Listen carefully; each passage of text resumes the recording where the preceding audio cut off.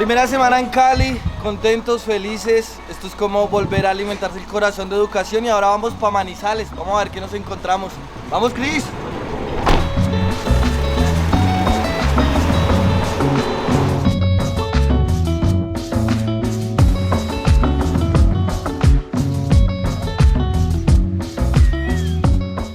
Después de recargar baterías tras una semana intensa en Cali con la profe Yasmín, estamos listos para continuar la aventura a bordo de la ruta de Humoción. Ahora nos vamos 263 kilómetros hacia el norte del país, específicamente a la ciudad de Manizales, la ciudad más educada de Colombia.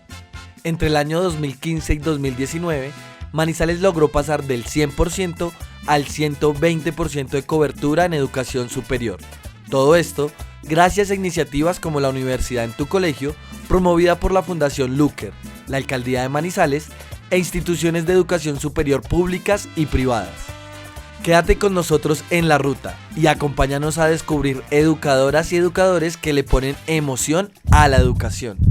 Después de casi una década trabajando en habilidades socioemocionales con jóvenes y docentes en Colombia y tras distanciarnos 2 años debido a la pandemia, decidimos salir a buscar a todas y todos los profes de nuestro país que están convencidas y convencidos de ponerle emoción a la educación. Así que seleccionamos un equipo con distintas fortalezas y habilidades, preparamos nuestras mejores actividades y nos subimos al bus. El viaje arrancó en Bogotá y finalizó en Cúcuta. Recorrimos 6.300 kilómetros, haciendo 6 paradas en 5 departamentos del país: Valle del Cauca, Caldas, Antioquia, Atlántico, Magdalena y Norte de Santander. En 45 días de viaje conocimos a más de 200 docentes y 350 estudiantes.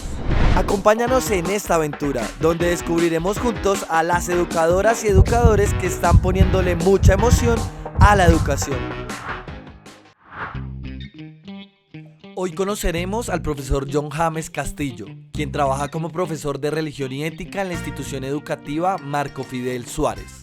¿Alguna vez han tenido un salón de clases que parezca un manicomio? John James, sí. Conozcamos su historia. Buenas, oigan, nosotros siempre nos perdemos. No es fácil llegar, realmente, bienvenidos. ¿Cómo está? Bien, gracias a Dios, bienvenidos a Manizales, bienvenidos al colegio. Ay, gracias. Qué bueno tenerlos.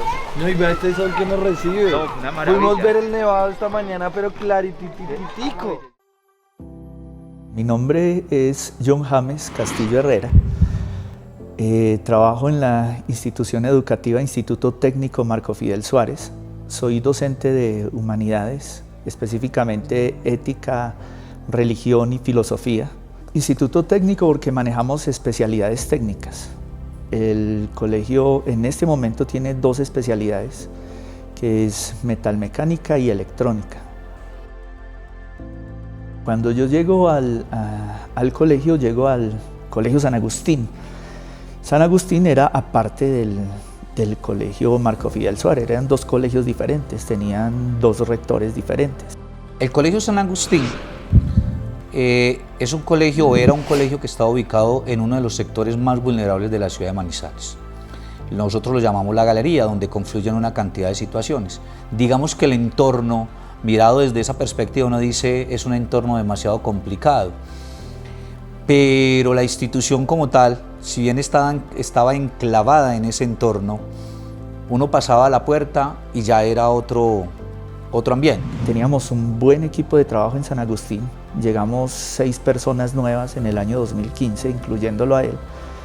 Y empezamos un buen proceso con los estudiantes, algo que empezó a transformar no solo nuestras vidas como docentes, sino también la de los estudiantes y el entorno. Las personas, escuchaba a las personas hablar que algo estaba pasando en San Agustín. A raíz de que el Instituto Técnico Marco Fidel Suárez tenía muy baja población estudiantil, entonces requerían que un rector de otra institución se hiciera cargo de ese colegio tan pequeñito que era el Instituto Técnico Marco Fidel Suárez. Entonces a mí me llaman y yo hago la propuesta, yo le digo, yo no tengo ningún problema, únanme el Instituto Técnico Marco Fidel Suárez a San Agustín y potenciamos los 2. Nos unimos, subimos al Colegio Marco Fidel Suárez y con una gran sorpresa, y es que más o menos entre el 60 y el 80% de los estudiantes nos acompañaron. Entonces, así se dio como todo el proceso de unirnos. Y ya en ese transcurrir del tiempo vinieron más cambios. Entonces había que comenzar a encajar esas fichas y a comenzar a manejar una premisa fundamental, y es que necesitamos que estos estudiantes se sientan importantes. Necesitamos subirle la autoestima, necesitamos que ellos entiendan que si bien están en un lugar donde no es muy propicio el ambiente, nosotros no tenemos por qué apegarnos a ese ambiente, sino florecer en medio de la adversidad. Yo llego en el 2015, en julio. Era un salón, los salones eran muy pequeños, la población era poca, entonces eran salones de entre 10 y 25 estudiantes máximo. Este salón era el salón de décimo, la mayoría eran niñas, en décimo eran niñas y había 2 hombres, y lo llamaban el manicomio porque eran las más bullosas, las más alborotadas. Entonces estábamos en clase y escuchábamos una bulla en otro salón y claro, es el manicomio. ¿Quién sabe qué están haciendo? No dejan dar clase. Entonces salir del salón allá que le bajaran el tono, que bajaran el volumen. Éramos un grupo muy pequeño. Éramos, si no estoy mal, 12 mujeres y solamente un hombre. 1 o 2 hombres y mucho. Nos llamamos el manicomio porque siempre fuimos muy locas, muy extrovertidas, siempre queríamos hacer como el cambio entre todo el colegio, o sea, que se notara que éramos diferentes, que todo lo queríamos ganar, no, todo, competir en todo. Bueno, primero explicar que el apelativo de manicomio no tenía nada peyorativo, ¿cierto? Y que los mismos niños o los mismos jóvenes se reían de cuando nosotros decíamos, no, esto parece un manicomio acá. Porque era esa diversidad tan grande que existía en ese grupo, que uno muchas veces se sentía como aterrado, a ver qué vamos a hacer con esta gente, porque además tenían otras características. Primero, la gran mayoría de los estudiantes, porque eran solamente 2 jóvenes, eran nuestra edad, o sea, eran muchachos y damas ya de 19, algunos de 20 años, que ya digamos que tenían otra visión de mundo. Bueno, las peleas entre nosotros eran entre nosotras, ¿cierto? Todo empezaba desde lo más pequeño, pero siempre había un conflicto con otro grupo, que eran como las que estaban un año más adelante de nosotros. Entonces nosotros contra esas personas por decir, nosotros estábamos en décimo y las otras estaban en 11 y también eran muchas mujeres, nos hacíamos la guerra con ellos. Y sí, tuve varias peleas, alegatos, agresiones físicas, éramos muy groseras. Vale. Y ahí es donde se unió la competitividad, ¿cierto? Los del otro salón también hacían todo lo posible por ganar y nosotros también. Entonces la dábamos toda, carteleras, disfraces, juegos así deportivos, todo lo competíamos. En décimo ellos tenían con la directora de grupo, por esa misma razón como que no tuvieron una buena relación. Como yo llego nuevo, empiezo a hacer como clic con ellos en décimo. Cuando acaba décimo, yo me doy cuenta después que ellos mismos piden que por favor yo sea el director de grupo de ellos en 11. Entonces me dijo y yo dije, listo, yo no tengo problema. Y si igual estaba nuevo en el colegio y había hecho clic con ellos, dije, yo me les meto a este reto y trabajo con ellos. Que éramos muy locas. Muy extrovertidas, que esas niñas no las para nadie, que esas niñas no las corrige nadie, ay, terrible, que qué va a hacer de ellas el día de mañana, sí, muchas cosas así. Yo creo que fue la identificación con lo que ellos hacían, con su alegría, con su espontaneidad, porque era eso, ellas salían al descanso y era el combo del manicomio. Entonces yo me sentaba con ellos en el descanso y conversábamos, entonces cuando eran ya tan alborotadas, bueno, bajémosle y hagamos. Entonces fui trabajando con ellos como en todo ese aspecto. Vamos a celebrar el Día del Niño. Entonces vamos a disfrazarnos. Me disfracé con ellos y hacíamos una parodia y el salón mejor decorado, y entonces se premiaba el salón mejor decorado, y creo que ese año nosotros logramos tenerlo. Entonces fue esa identificación con ellos, como venga, ustedes no están solos, yo estoy con ustedes también. Ese acompañamiento creo que permitió que esa relación fuera fuerte. Mire, comenzamos a acercarnos a los muchachos, seguimos acercándonos a ellos y a entrar en el más allá de ellos y en sus familias. Y comenzamos a hacer esos diálogos entre, primero, estudiantes que tenían dificultades, a llegar a acuerdos diferentes, pero podemos convivir, muchachos. No necesita alarse el cabello, no necesita decirle esto, decirle lo otro. El tema de la buena relación con los estudiantes creo que es esencialmente que ellos sientan que hay alguien de autoridad, en este caso el docente, en el que pueden contar, en el que se pueden apoyar, y que no es solo ir a transmitir un conocimiento, un aprendizaje, una información, sino que hay un ser humano también que siente igual que ellos, que se identifica con lo que están sintiendo, y que lo que yo les estoy dando a ellos es con amor, con afecto. Porque realmente cuando yo trabajo en el salón con ellos es porque quiero que ellos sean mejores, que ellos transformen su forma de pensar, y transformar su forma de pensar transforma su forma de hablar, su forma de actuar, y que ellos sientan que eso es con todo el amor, porque yo quiero verlos bien. Ay, él nos quería centrar mucho. Nos quería, porque como él es tan amigable y todo, él nos quería centrar mucho por el camino del bien, como para que pensáramos, reflexionáramos. Ay, James es muy bien. Era como un segundo papá para nosotras. Nosotras alguna fecha especial y se la dedicábamos a él, le hacíamos todo a él, el Día del Padre, el cumpleaños, todo se lo celebrábamos. Y él siempre estuvo ahí con nosotras, momentos difíciles, malucos, pues nos tuvo mucha paciencia, ¿cierto? Demasiada. Pero lo otro es que les mostramos que así no tuviesen recursos económicos, tenían posibilidades en la educación terciaria, tenían posibilidades en la universidad. Y que nosotros les estábamos dando, académicamente también les estábamos dando lo mejor que podíamos, estábamos subsanando muchos vacíos, pero con lo que les estábamos dando ellos podían llegar de alguna u otra forma a las universidades.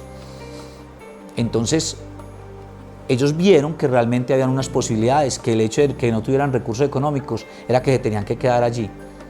Y algunos de los docentes y el mismo James comenzó a decirles, vean, camine, yo le pago la inscripción en la universidad, camine y verá que esto sí le puede funcionar, inscríbase en tal cosa, ¿qué te gusta? Vamos. Y yo creo que fue el año en el que he podido recibir mucha gratificación del trabajo, de lo que yo quería hacer, de lo que anhelado hacer con los jóvenes, ver esa conexión con ellos, y mucho más ahora, después de que ellos se gradúen, ver que dio resultado el trabajo, que esa locura de ellos se pudo canalizar y muchos de ellos pudieron ingresar a la universidad, a hacer un estudio técnico que hasta ese momento eran muy pocos, el porcentaje era muy bajo de estudiantes que se graduaban de San Agustín y seguían estudiando. Él es una persona demasiado entregada a su trabajo, entonces ese amor por su profesión y ese amor por ayudar al otro, pues es un aporte grandísimo. Es una persona muy dada a los muchachos y los muchachos creen en él, que eso es bien importante, que el muchacho crea en el profesor, porque hay profesores muy bacanos, muy chéveres, disculpen lo coloquial, pero los muchachos no confían en él. En cambio en James confían, se acercan, y James es, digamos que un baluarte en ese sentido. Y por otro lado, James es un ejemplo porque además los profesores creen en él también. Entonces es un líder también.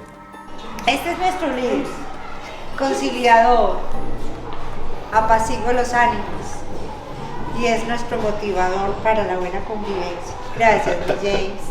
tienes muy buena vibra, eres muy positivo, ¿no? Y traes una tranquilidad y una paz increíble. Eso es lo que yo experimento con tu compañía.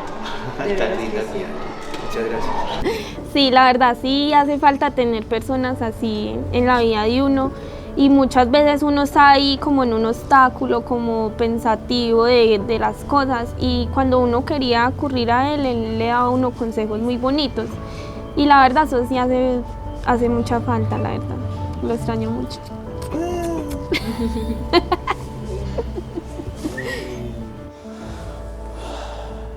Mi sueño es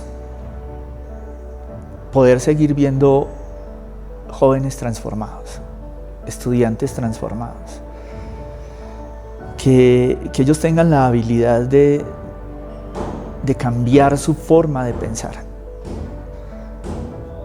Y eso me remonta a San Agustín, cuando llegué a San Agustín y los estudiantes pensaban literalmente solo en graduarse, poder tener el cartón de bachiller para hacer un trabajo como el que hacían sus papás o poder conseguir algún trabajo. Poder que ellos reflexionen y avancen, decir que ellos pueden hacer más cosas, que mis compañeros puedan tener sus clases con una relación más estrecha con sus estudiantes, que los estudiantes vean al profesor no como el profe allá lejano y ellos acá, sino que haya esa cercanía tan especial que se pueda transmitir no solo el conocimiento, sino toda esa, digamos, experiencia que nosotros como docentes tenemos. Chao, bien, con una mano.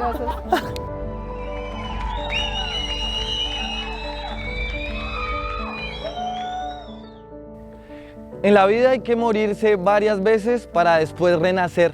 Esta es una frase de Eugenio Trías. Y aunque la conozco hace mucho, nunca había conocido a alguien quien fuera el ejemplo de esta frase. Y ese es el profe James, porque al renacer nuevamente le permitió relacionarse de manera diferente con sus colegas, con su pareja y por supuesto con sus estudiantes. Y al mismo tiempo pudo escuchar a una persona que estaba ahí esperando a ser escuchada, él mismo. Esta habilidad es el autoconocimiento, que es la capacidad que tenemos para conocernos con nuestras creencias, nuestros valores, nuestros intereses, nuestras fortalezas y por supuesto nuestras oportunidades de mejora. Al hacer esto, James le permitió acercarse a su salón, a su manicomio, y con confianza y amor logró que el 80% de sus estudiantes se graduaran y ahora estén terminando una carrera universitaria. Y ahora les planteo una pregunta. ¿Será que para transformar nuestras comunidades educativas tenemos que arrancar por nosotros mismos? Yo estoy seguro que sí. Conocer nuestras fortalezas y oportunidades de mejora nos van a convertir en nuestra mejor versión. Y por eso ahora les planteo otra pregunta. ¿Será que las personas que están enseñando en este momento son nuestras mejores versiones? Cada uno llegará a sus conclusiones y a sus respuestas. Lo que sí les aseguro es que cuando uno está en el camino de conocerse a uno mismo, van a haber tristezas, lágrimas y será difícil, pero al mismo tiempo será gratificante y la alegría y la felicidad van a aparecer, porque eso es ponerle emoción a la educación.